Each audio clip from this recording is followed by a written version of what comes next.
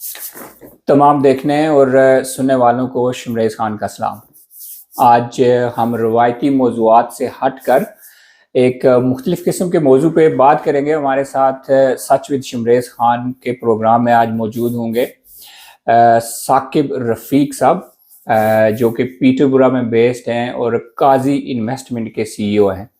आज हम इनसे जानने की कोशिश करेंगे कि पाकिस्तान की जो रियल एस्टेट है उसमें इन्वेस्ट करना कितना सूदमंद है, उसके फ़वाइद या नुकसानात क्या हैं, और बाकी के जो छोटे मोटे प्रॉब्लम्स होते हैं जब आप इन्वेस्ट कर लेते हैं तो उसके बाद जो प्रॉब्लम स्टार्ट हो जाते हैं उनका सलूशन इनसे पूछेंगे। अस्सलाम वालेकुम जी साकिब साहब, कैसे हैं मिजाज ग्रामी सर? वालेकुम अस्सलाम जी शमरेश साहब, थैंक यू आपका इनवाइट करने। कैसे हैं, काम काज किस तरह है सर, मामलात किस तरह जा रहे हैं? अल्लाह का बड़ा शुक्र है, अल्हम्दुलिल्लाह जी अल्हम्दुलिल्लाह। अभी आपको पता ही है दुनिया में ओवरऑल कोरोना के बाद हालात को इतने ज़्यादा अच्छे नहीं हैं, लेकिन अल्हम्दुलिल्लाह स्टिल डूइंग वेल।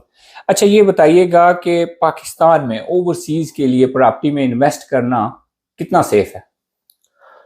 देखें, बिजनेस जब भी बिजनेस का नाम आएगा तो उसमें रिस्क तो होते हैं। अब आपने रिस्क का कंपैरिजन करना है एज कंपेयर टू बाकी की ऑप्शंस क्या है।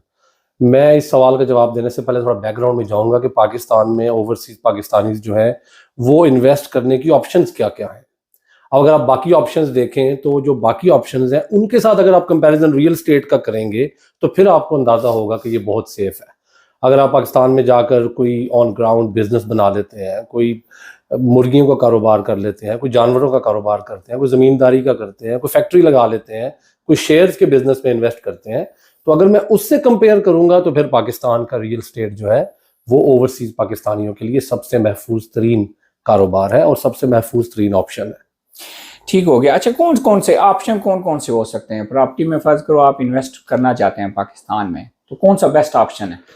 देखिए, ये बंदे की जो भी इन्वेस्टर है उसकी अपनी सिचुएशन पे डिपेंड करता है। बहुत से हमारे पास लोग ऐसे आते हैं जो अपना सरप्लस पैसा पाकिस्तान में इन्वेस्ट कर रहे होते हैं। सरप्लस पैसा इन्वेस्ट करने वाले जो लोग हैं उनको मैं हमेशा रेंटल प्रॉपर्टी की तरफ लेके जाता हूँ, जहाँ पे उनको एक रेगुलर रेंट भी आए, ताकि कैपिटल ग्रोथ के साथ साथ यानी कमर्शियल प्रॉपर्टीज जो लोग होती हैं, कमर्शियल प्रॉपर्टीज, अपार्टमेंट्स, शॉप्स। उसकी वजह यह है कि दूसरी तरफ उनको ये अंदाजा हो रहा होता है कि वो कैपिटल गेन के साथ साथ फॉरेन एक्सचेंज के फर्क की वजह से नुकसान भी कर रहे होते हैं। अगर एक बंदे ने 200 रुपए का पाउंड बदल के पाकिस्तान में इन्वेस्ट किया है तो जब वो 10 साल बाद जाता है तो पाउंड वैसे ही 350 या 400 का हो चुका होता है। तो कैपिटल गेन को वो इतना ज्यादा जो है नहीं समझता कि उसको वाकई में कैपिटल गेन हुआ है। तो ऐसे लोगों को हम ये कहते हैं कि आप रेंटल प्रॉपर्टी में करें। इसके बरक्स हमारे बहुत से भाई जो लाखों की तादाद में मिडल ईस्ट में बैठे हुए हैं, उन लोगों को पाकिस्तान ही आखिरकार वापस जाना है। आप उनको यूरोप और ब्रिटिश लोगों के साथ कंपेयर नहीं कर सकते जो लोग यहाँ पे परमानेंट हो चुके हैं। तो उनको जो चीज़ सूट करती है वो उनका अपना एक घर का ख्वाब होता है, तो उनको हम अक्सर प्लॉट्स की तरफ लेके जाते हैं। ठीक है। अच्छा, पाकिस्तान के हालात जो हैं वो काफ़ी मतलब कशीदा हैं आजकल। आप मतलब रिस्की है प्रॉपर्टी, जो वहाँ की मार्केट है उसका ये सीन है कि पता नहीं है आपको कि आप सुबह उठेंगे तो क्या सिचुएशन होगी। तो ऐसी सूरत हाल में, और जब पाकिस्तान में दबा के करप्शन भी है हर तरह की, तो क्यों लोग यहाँ से ओवरसीज में इतना हार्ड अर्नड मनी पाकिस्तान में क्यों इन्वेस्ट करें? देखिए, पहली बात जो है ओवरसीज पाकिस्तानीज जो है उनका पाकिस्तान में इन्वेस्ट करने की दो कैटेगरीज हैं। एक वो लोग हैं जिनकी मजबूरी है पाकिस्तान में इन्वेस्ट करना, और एक वो लोग हैं जो अपने शौक की वजह से करते हैं। मजबूरी वाले लोग तो वो लाखों लोग हैं जो जीसीसी कंट्रीज में हैं ज़्यादातर, या जो इलीगल लोग हैं जो कि बैठे हुए हैं चंद यूरोपियन ममालिक में, उनको इवेंचुअली पाकिस्तान ही जाना है।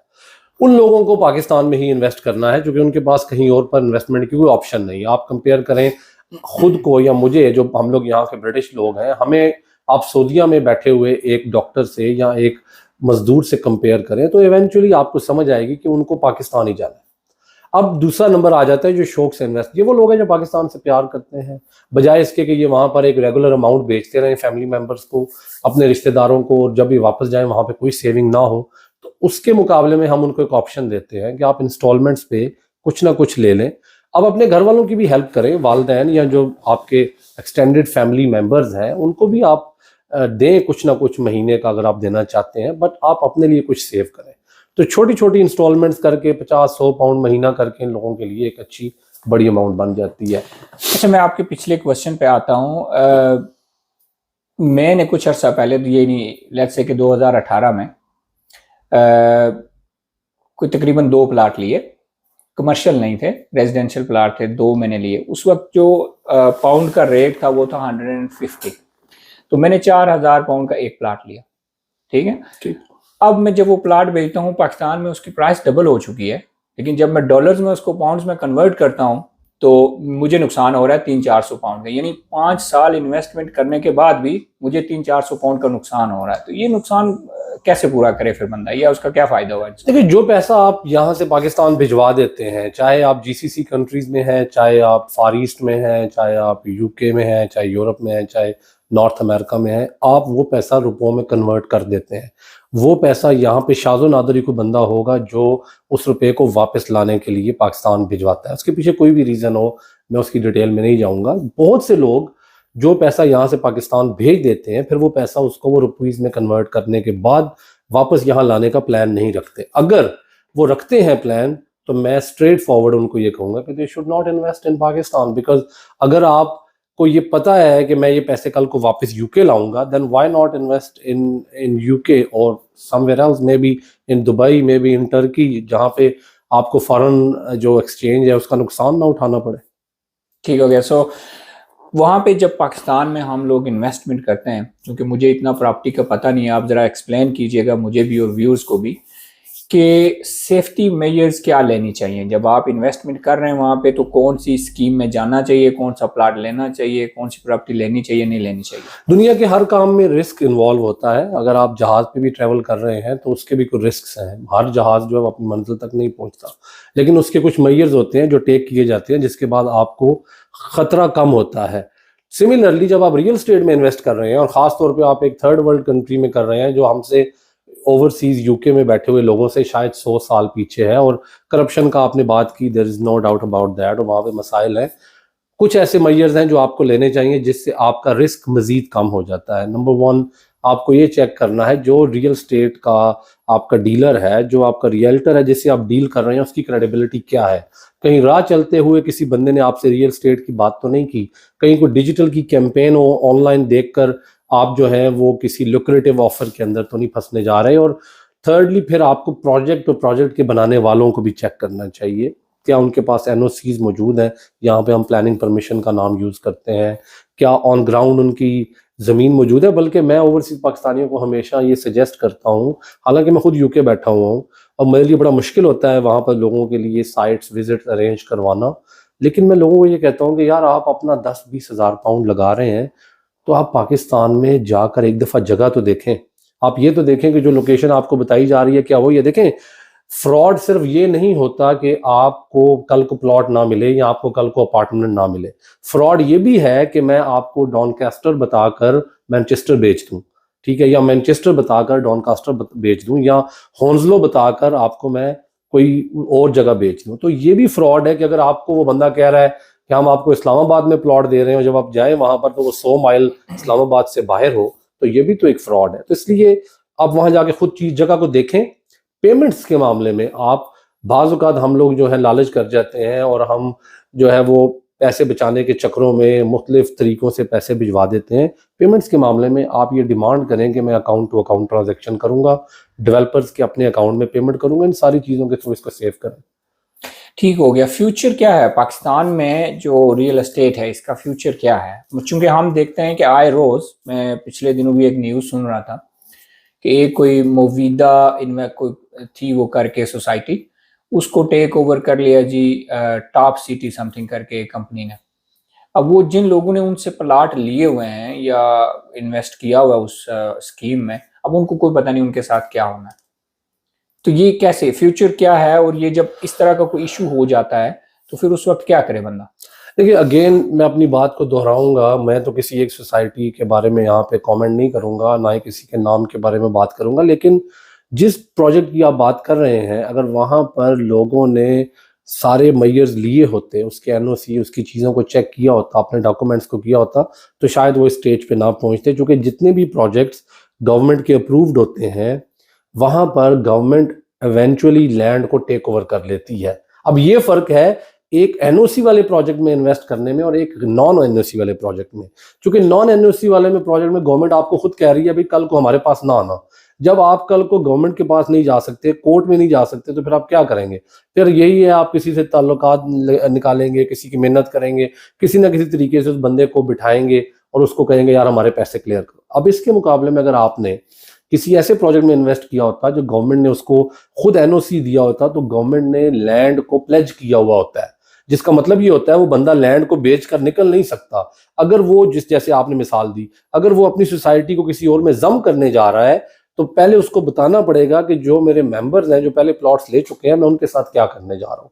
तो अगेन पहले तो ये है कि मैयर हमेशा एक्सीडेंट होने से पहले लिए जाते हैं। एक्सीडेंट होने के बाद तो फिर फ्यूचर की एहतियात वाली बात ही रह जाती है ना, कि फ्यूचर में क्या एहतियात आप करें और आपका एक्सीडेंट ना हो। तो मैं ये समझता हूँ कि once you are in trouble, लेकिन फिर भी इदारे मौजूद हैं, यहाँ पे कॉन्सुलेट्स हैं, आप उनसे बात कर सकते हैं। Being an overseas Pakistani, Pakistan में अच्छा वकील कर सकते हैं, लेकिन ये सारी नॉन प्रैक्टिकल बातें हैं। फिर यहाँ से जाकर पाकिस्तान में केस लड़ना और ये सारे मसाइल बड़ा मुश्किल हो जाता है।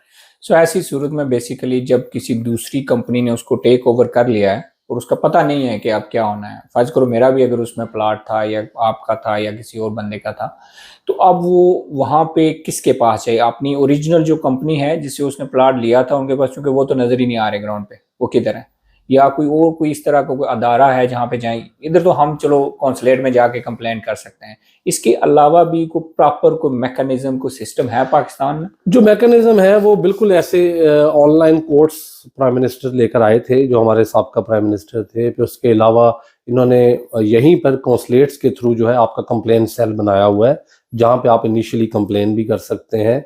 बट क्वेश्चन इज कि जिसके साथ आपने इन्वेस्ट किया था, सबसे पहले तो उस रियल्टर को आपका शेल्टर बनना चाहिए, उसको आपका साथ देना चाहिए। अगर वो आपका साथ नहीं दे रहा, तो फिर वो जो सोसाइटी है, उस सोसाइटी ने आपको अगर इन्फॉर्म किया है कि वो छोड़ के जा रहे हैं और आगे किसी और के सपुर्द कर रहे हैं केस, तो क्या जो नई सोसाइटी है वो आपकी बात सुन रही है? अगर आपकी वो बात नहीं सुन रही, तो फिर डेफिनेटली आपके पास कोई और ऑप्शन नहीं बचता कि आप पाकिस्तान में जाकर कानूनी कार्रवाई करें। और वहाँ पे कानूनी कार्रवाइयाँ चल रही हैं, लैंड्स की, हमारे ओपन एरियाज में भी चल रही हैं, सिमिलरली सोसाइटियों में भी चल रही हैं। अच्छा, ये जो सोसाइटीज होती हैं, कभी कभी हम जब स्टूडेंट लाइफ में होते थे, मीरपुर या इस्लामाबाद में होते थे, तो ऐसा होता था कि हम अक्सर सुनते थे कि यार एक प्लाट 3-3 बंदों को बेच दिया हुआ है किसी ने, जो लोकल अथॉरिटीज होती थी, डेवलपमेंट अथॉरिटी, उसने। सोसाइटीज में भी ऐसा कोई चक्कर होता है? देखिए, काफी हद तक तो सोसाइटीज ने आकर इस चीज को कम किया है। इसके बारे में जो नेगेटिविटी मार्केट में है, मेरे ख्याल में वो अदर वे अराउंड है। सोसाइटीज के आने के बाद लोगों का एतमाद बहाल हुआ है कि बहरहाल सोसाइटीज ने लोगों को डिलीवर की हैं हजारों की तादाद में प्रॉपर्टीज। लेकिन अगेन, अगर वो सोसाइटी जो है वो रजिस्टर्ड नहीं है, तो उसके ऊपर कोई पैरामीटर नहीं है गवर्नमेंट का। क्योंकि होता क्या है, जब आप एनओसी लेते हैं तो उसके बाद आपकी हर चीज जो है वो ऑडिटेड हो जाती है। जब दिल चाहे गवर्नमेंट के लोग मुंह उठाकर आपके कॉन्टैक्ट्स देख सकते हैं, रिकॉर्ड देख सकते हैं, लैंड की पोजीशन आपसे मांगते हैं, और आपको रेगुलरली उनको बताना पड़ता है कि हम कहाँ खड़े हैं, हमने डेवलपमेंट कितनी कर ली है, हमने डिलीवरी कितनी की है, हम कितना बेच चुके हैं। तो ये फर्क होता है एक बाकायदा एनओसी अप्रूव्ड प्रोजेक्ट में और एक ऐसे प्रोजेक्ट में जो हो सकता है मैं और आप मिलकर खड़े हों और कोई नाम बनाकर और शुरू हो जाए प्लॉट काटना। तो होता तो है, डेफिनेटली है, मैं यहाँ पर एग्जेजरेशन नहीं करूंगा इसकी पॉजिटिव साइड पे। वाकई ऐसा होता है बदकिस्मती से कि बहुत सी सोसाइटीज जो हैं वो एक प्लॉट कई बार बेच देती हैं और इवेंचुअली लोग जो एंड पे, खास तौर पे याद रखिएगा, मैं यहाँ पे ये भी ऐड करना चाहूँगा कि ओवरसीज पाकिस्तानीज जो हैं वो बेचारे सॉफ्ट टारगेट होते हैं, क्योंकि बाहर बैठे हैं। 10-20 लाख रुपए के लिए उनके लिए लड़ना या वहां बार बार जाना, किसी को चेज करना आसान नहीं होता। जब वो छुट्टी पे जाएंगे तो उनकी छुट्टी भी 1 महीने 2 महीने की होगी, उसमें उनके हजारों काम होंगे जो उन्होंने करने होंगे, और फिर वापसी की भी डेट होती है। तो बदकिस्मती से ये हो रहा है वहां पे। अच्छा, ये बताइएगा कि फर्ज करें आपका यहाँ पे, आप सीईओ हैं काजी इन्वेस्टमेंट के, माशाल्लाह आपने बड़ी तरक्की की है। एक टाइम था कि मैं और आप इकट्ठे एक जगह पे काम करते थे, आप मैनेजर थे, मैं नॉर्मल स्टाफ था, और आपने पिछले 5-6-7 साल में मतलब बड़ी जल्दी आपने ये तरक्की की और आप सीईओ बन गए। आपके मैं अक्सर प्रोग्राम्स भी देखता हूँ, आपके काफ़ी सारे अवार्ड्स भी आपको मिले हुए हैं। कैसे आप इस फील्ड की तरफ कैसे आए? मेरा जो रियल स्टेट में आने का सबसे बड़ा जो रीज़न थी वो ये थी कि दुनिया है ही रियल स्टेट। अगर आप देखें दुनिया में जहाँ जहाँ जंगें हो रही हैं वो भी रियल स्टेट पे ही हो रही हैं, वो बड़े पैमाने पे रियल स्टेट है।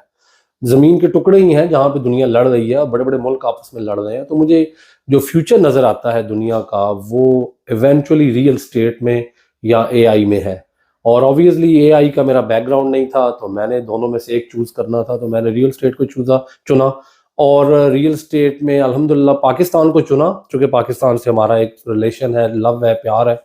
और जब काम शुरू किया तो फिर एहसास हुआ कि हमने तो पाकिस्तान को प्यार की वजह से चुना था, लेकिन पोटेंशियल बहुत है पाकिस्तान में। चूंकि देखिए 24 करोड़ का ये मुल्क है और अभी भी वहां पर तकरीबन 4 करोड़ मजीद घरों की जरूरत है, और ये जरूरत वहां पे विद इन कंट्री पूरी नहीं हो सकती। इसके लिए बाहर का पैसा चाहिए, और वो पैसा अल्हम्दुलिल्लाह एक बड़े पैमाने पे ओवरसीज दे सकते थे। और इस वजह से मैंने जो है ओवरसीज के अंदर जो है अपने बिजनेस का आगाज किया, और ओवरसीज पाकिस्तानियों को एक नया आइडिया दिया कि आप पाकिस्तान में रेगुलरली इन्वेस्ट करें। सरप्लस पैसा जो है वो बाकी दुनिया में कहीं डालने की बजाय पाकिस्तान में दें। हम नॉर्मली ओवरसीज पाकिस्तानियों से वैसे मांग रहे होते हैं कि जी फॉरेन रेमिटेंस पाकिस्तान भेजें। अब पाकिस्तानी जो है ओवरसीज जो बैठा हुआ है वो कितना रेमिटेंस भेजे? अब वो $500-700 या $500-700 हर महीने अगर वहां पे अपनी एक्सटेंडेड फैमिलीज को या इलाके के लोगों को भेज देगा, तो इवेंचुअली जब वो जाएगा वहां पे उसके पास बचेगा कुछ नहीं। तो हम कहते हैं लोगों की मदद भी करें जो आप कर सकते हैं या करना चाहते हैं, लेकिन कुछ अपनी भी मदद करें, अपने आने वाले वक्तों के लिए, रिटायरमेंट के लिए प्लान करें। वो ये लोग आपके थ्रू क्यों करें? फर्ज करें जो यूके में लोग ये बैठे हुए हैं, आप जैसे माशाल्लाह बड़े काबिल इंसान और भी बेशुमार हैं जो बैठे हुए हैं, आपके थ्रू ये लोग क्यों करें? सीधा ये पाकिस्तान में जाकर सीधा डायरेक्ट सोसाइटीज में क्यों ना इन्वेस्टमेंट करें?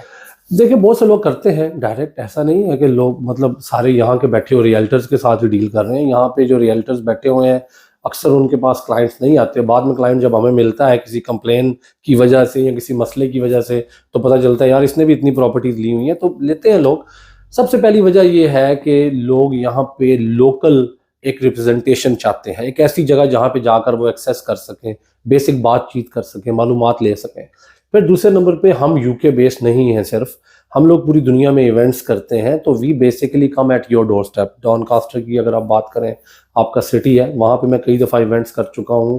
पूरी दुनिया में हम रियल स्टेट के इवेंट्स करते हैं। स्पेन में भी हमारा ऑफिस है, पाकिस्तान में भी हमारा ऑफिस है। तो हम लोगों को ये कहते हैं कि हम आपको एक लोकल सर्विस देते हैं।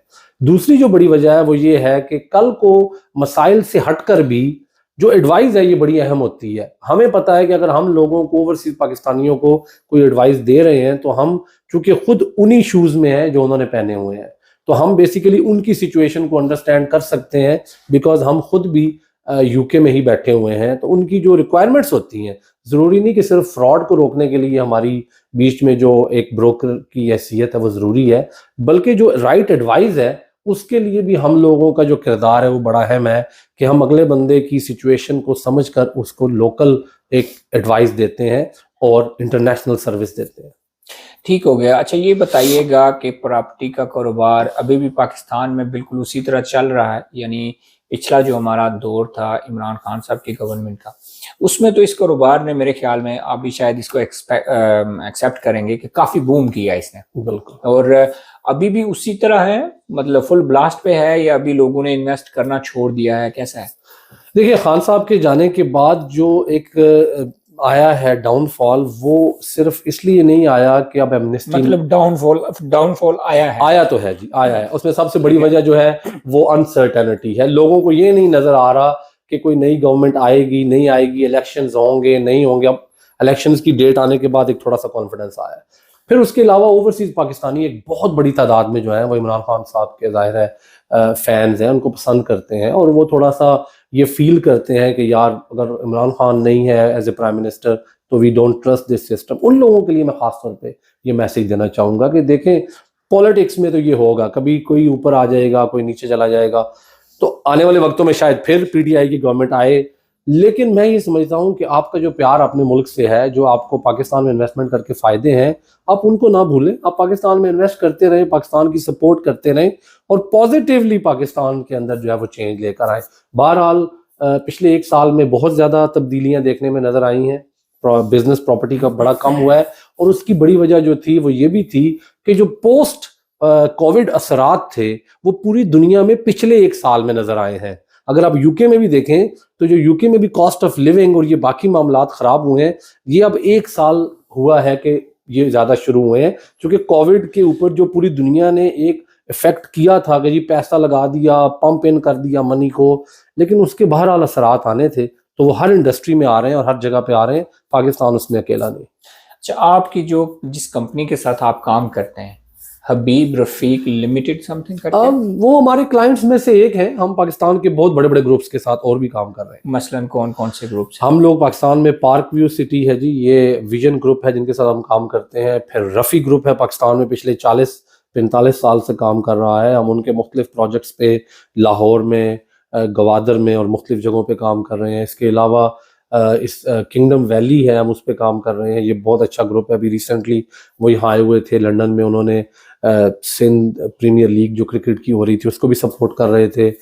इसके अलावा बहुत सी बिल्डिंग्स हैं जिनके ऊपर हम काम कर रहे हैं। और काजी इन्वेस्टमेंट्स जो है, बिल्डिंग्स मतलब मुख्तलिफ प्राइवेट प्रोजेक्ट्स जो बिल्डिंग्स वगैरह बन रही होती हैं, मुमताज़ सिटी में हम काम कर रहे हैं। फिर उसके बाद गुलबर्ग सिटी में हम काम कर रहे हैं। तो हमारे क्लाइंट्स काफ़ी हैं, लेकिन ये सिर्फ पाकिस्तान की हद तक नहीं है। इस वक्त हम जो है इमार दुबई के साथ भी डील कर रहे हैं, डमैक के साथ भी कर रहे हैं, और टर्की की प्रॉपर्टीज़ भी हम जो है ऑफ़र करते हैं। तो हमारा जो इदारा है वो ग्लोबल रियल स्टेट में काम करता है, सिर्फ पाकिस्तान की प्रॉपर्टी ऑफ़र नहीं करता। क्योंकि अक्सर होता ये है कि नॉर्थ अमेरिका में और यूके में जो ओवरसीज़ पाकिस्तानीज़ हैं, अक्सर वो पाकिस्तान के अलावा भी ऑप्शन पूछते हैं। सो उनकी बहुत से लोगों की मजबूरियां भी होती हैं। बाद पाकिस्तानियों ने बच्चों के नाइक ऑप्स नहीं बनाए, अब वो जब पाकिस्तान प्रॉपर्टी नहीं ले पाते लीगली, तो फिर उनको कोई दूसरी ऑप्शन देनी पड़ती है। सेफ कौन सा है आजकल?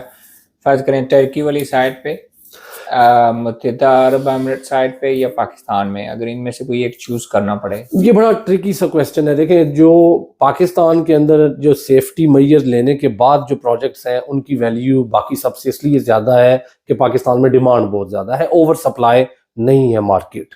तो अगर आप प्रॉपर इन्वेस्ट करते हैं, पहले तमाम तर अपने जो होमवर्क है कंप्लीट कर लेते हैं, तो मुझे अगर चुनना पड़े तो मैं पाकिस्तान को चुनूंगा, क्योंकि मेरा जो एक लेफ्ट साइड पे दिल है वो भी उस तरफ जाएगा, टिल्ट करेगा। लेकिन अगर आप समझते हैं कि अगर आपने इंटरनेशनल मार्केट में रहना है और आपने फॉरेन करेंसी में रहना है, तो फिर आप जाहिर है मिडल ईस्ट वगैरह, दुबई वगैरह को चूज कर सकते हैं। ठीक हो गया।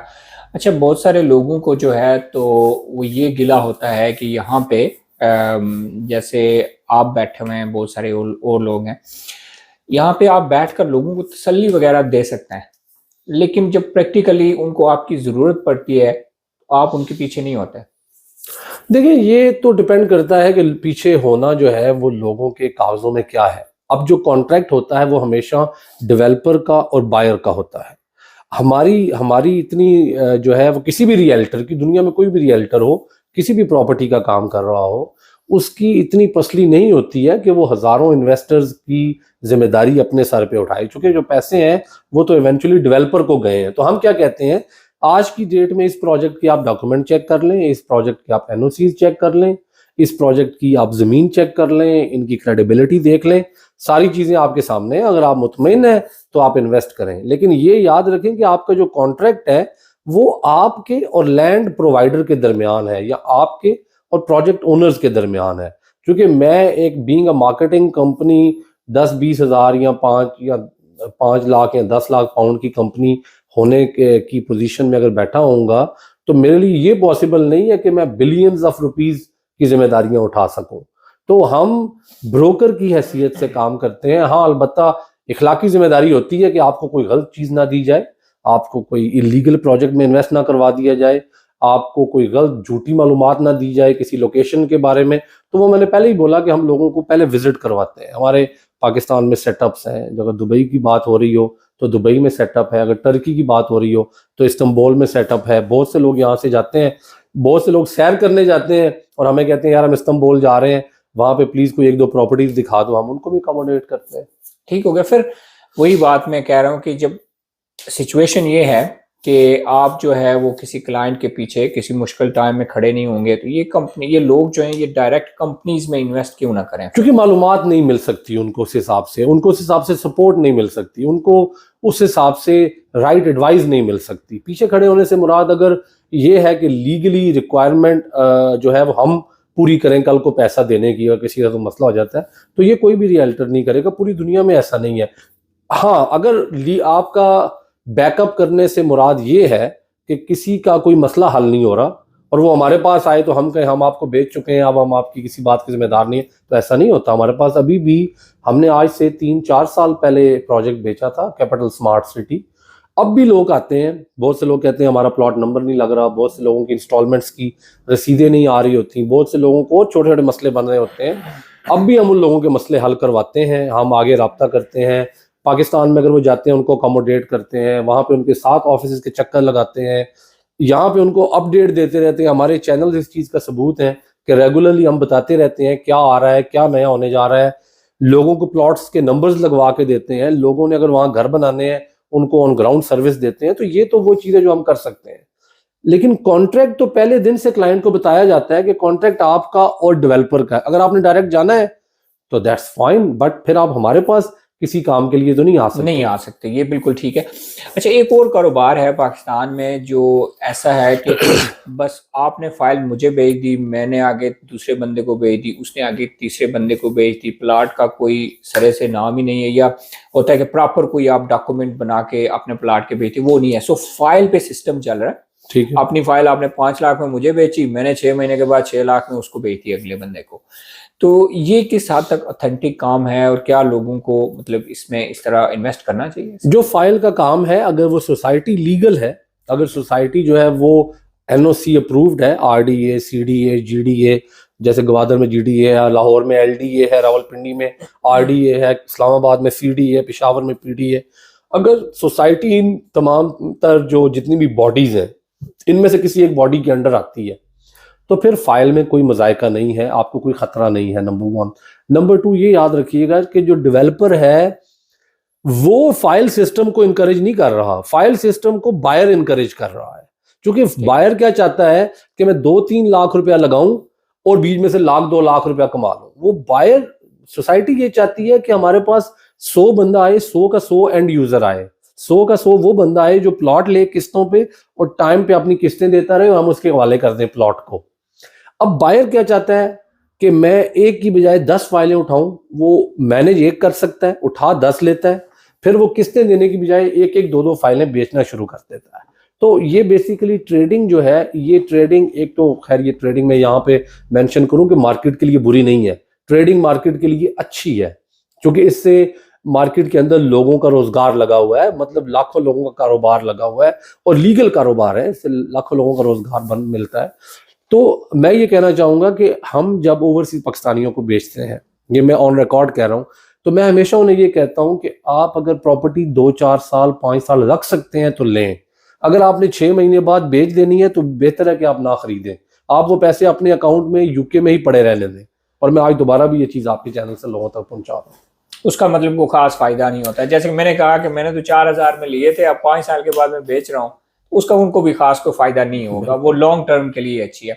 और आप ये कहते हैं कि अगर लोगों ने इन्वेस्टमेंट करना है तो आप करें कमर्शियल प्रॉपर्टीज में, जहां से आपको रेंट आता रहे, आपने एक बार अपना कैपिटल वहां पे यूज कर लिया, वो वहीं से मल्टीप्लाई होता रहे, आपको वापस पैसा लाने की जरूरत ना पड़े। अगर आपने कोई घर वगैरह नहीं बनाना, अब देखिए एक बंदे का ख्वाब है पाकिस्तान में विला बनाने का, घर बनाने का, फार्म हाउस बनाने का, तो उसके लिए तो कमर्शियल प्रॉपर्टी वायबल नहीं है। ठीक है। अगर आप यहाँ पे मिसाल लें, आपकी ले लेते हैं, आप यहाँ पे परमानेंटली रहते हैं, पाकिस्तान ना जाके आपने शिफ्ट होना है, ना वहाँ बच्चे लेके जाने हैं, तो आपने छुट्टियों पे जाना होता है, मेरा भी यही हिसाब है। तो हमारे लिए क्या वायबल है कि हम वहाँ पे कोई छोटी सी शॉप ले लें, कोई अपार्टमेंट ले लें, जिसको हम पहले दिन से जाकर खुद ऑन ग्राउंड देखें, चीज कंप्लीट हो चुकी हुई हो, इलाका जो है वो जाहिर है हमारी आंखों के सामने होगा और इलाके को देखकर चीज को पसंद करके हम ले लें। बस ये ख्याल रखें कि वो कोई 2 नंबर प्रोजेक्ट ना हो, कोई ऐसा इलीगल प्रोजेक्ट ना हो जो कल को खुदा न खास्ता इंक्रोचमेंट के उसके अंदर आ जाए और कल को खुदा न खास्ता वो बिल्डिंग गिरा न दी जाए। ठीक हो गया। अच्छा, वैसे आप तो काफ़ी सारे मल्टीपल क्लाइंट्स के साथ आप काम करते हैं, या क्या कहते हैं, सोसाइटीज़ के साथ काम करते हैं। अगर मैं आपसे कहूँ कि 2-4 कोई जो सेफेस्ट सोसाइटीज़ हैं उनका नाम दें कि जहाँ पे लोग आसानी से बगैर किसी परेशानी के इन्वेस्ट कर सकें, तो अच्छा, ये बड़ा टफ क्वेश्चन है क्योंकि सारे ही मेरे क्लाइंट्स हैं और अक्सर लोग फिर ये सोचेंगे कि शायद हमारा नाम नहीं लिया। मैं यहाँ पर ये कहूँगा कि आप अगर पाकिस्तान में इन्वेस्ट करना चाहते हैं तो सबसे बड़ी इस बात का ख्याल रखें कि उनके पास एनओसी मौजूद हो। बस अगर एनओसी मौजूद है तो जो भी पाकिस्तान में लोग काम कर रहे हैं आप उन पर ट्रस्ट कर सकते हैं। सॉरी, मैं आपको इंटरप्ट कर रहा हूँ। अब एनओसी तो कोई भी मुझे एक पेपर उठा के दिखा देगा, हाँ जी ये मेरी एनओसी है, उसको वैलिडेट कैसे किया जाए कि ये वाकई एनओसी है? हम आपको इसके ऊपर फ्री ऑफ कॉस्ट सर्विस देंगे। हम आपके इस चैनल के तवसत से ये बता रहे हैं कि हमारे पास डेली अगर हज़ारों नहीं तो सैकड़ों क्वेरीज आती हैं जहाँ पे लोग हमसे प्रॉपर्टी खरीदते नहीं हैं।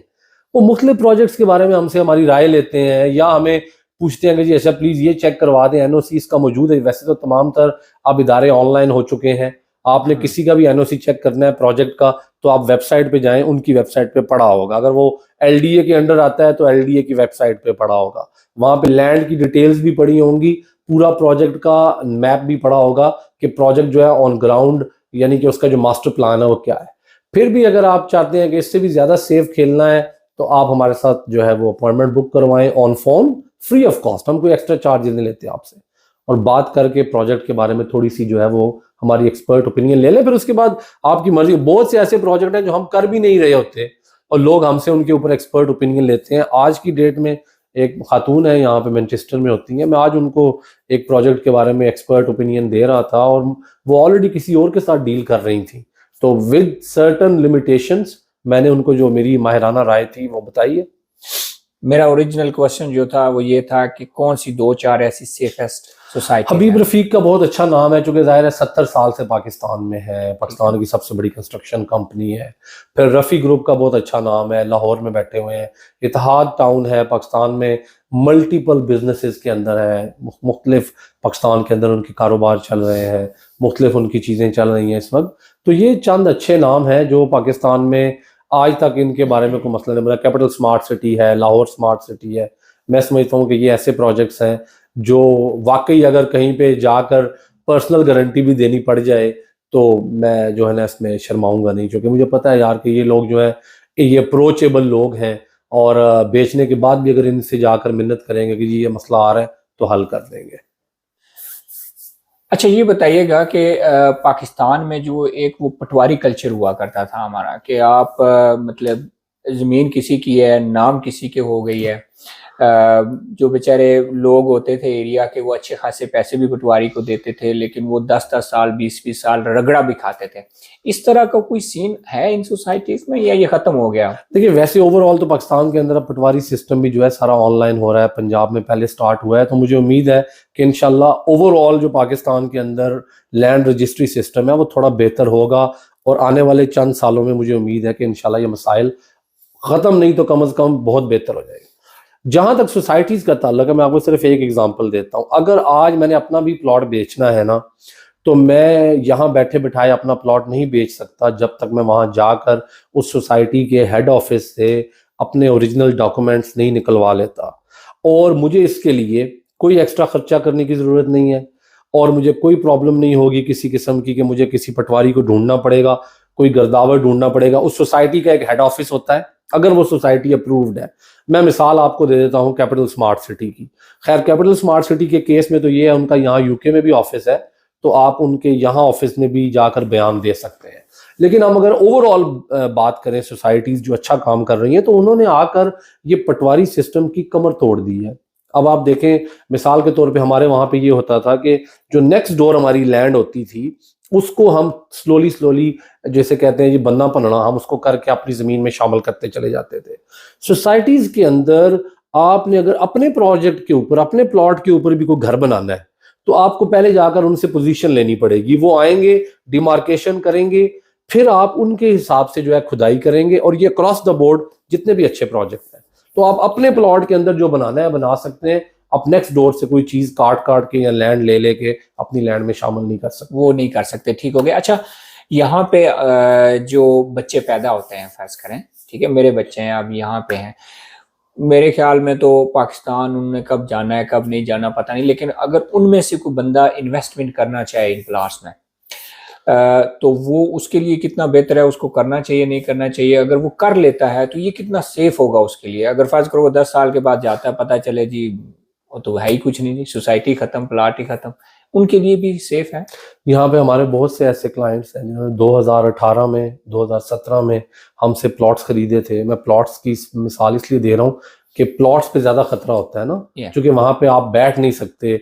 चले अगर आपने अपार्टमेंट लिया तो आपने अंदर किराएदार डाल दिए, तो आप कम से कम उनके साथ राब्ते में रहते हैं और आपको पता होता है मेरी बिल्डिंग की वो केयर कर रहे हैं। लेकिन प्लॉट बिल्कुल एक हवा पे होता है, एक जमीन का टुकड़ा होता है। और हमारे देहातों में ये होता था कि 8-8, 10-10 साल, 15-15 साल बाद जब जाते थे तो पराया बंदा तो छोड़े, अपने ही जो रिश्तेदार होते थे उन्हीं में से किसी ने वहां पे कोई डेरा, कोई चीज बना ली होती थी। ऐसा ही है। सोसाइटीज के अंदर 2018 में हमसे बहुत से लोगों ने प्रॉपर्टीज खरीदी और 5-5 साल नहीं गए, और अब वो जाते हैं, जाकर देख के आते हैं, अपना प्लॉट, खुश होते हैं, वहां से वीडियो बना के बेचते हैं। तो सोसाइटीज के अंदर इस चीज को बहुत हद तक ओवरकम किया गया है। मसाइल हैं, मैं नहीं कहता कि 100% हाउसिंग सोसाइटीज ने आकर जो है फ्रॉड को और इन चीज़ों को ख़त्म कर दिया है, लेकिन बहुत हद तक सेफ है। मैं इसमें एक मशवरा ये दूंगा कि जो ओवरसीज़ पाकिस्तानी थे, जब वो किसी अच्छे प्रोजेक्ट में प्लॉट ले लेते हैं तो वो कम से कम अपनी उस प्लॉट के ऊपर जाकर मौके के ऊपर कोई ना कोई डेवलपमेंट कर लें। मतलब अगर आपको एक प्लॉट मिल गया है तो आप उसकी छोटी मोटी जो चार दीवारी है वो कर लें, लेकिन ओवरऑल आप as compare to the open land बहुत हद तक सेफ है। ठीक हो गया साकिब साहब, बहुत शुक्रिया आपके टाइम का। आपने अपने कीमती वक्त में से मेरे लिए 40 मिनट निकाले, इसका बहुत शुक्रिया। मैं इंशाल्लाह इस तरह करूँगा कि आपका नंबर अगर आप इजाज़त दें तो मैं अपने प्रोग्राम के बॉटम लाइन में ये कर दूंगा, ठीक है, ताकि अगर किसी को प्रॉपर्टी के हवाले से कोई भी क्वेश्चन पूछना हो तो वो आपसे जो है वो रब्ता कर सके। जी जरूर, कोई भी मसला है तो वो आपसे बात कर सके। ठीक हो गया जी, बहुत शुक्रिया साकिब भाई, थैंक यू वेरी मच। आपका शुक्रिया जी।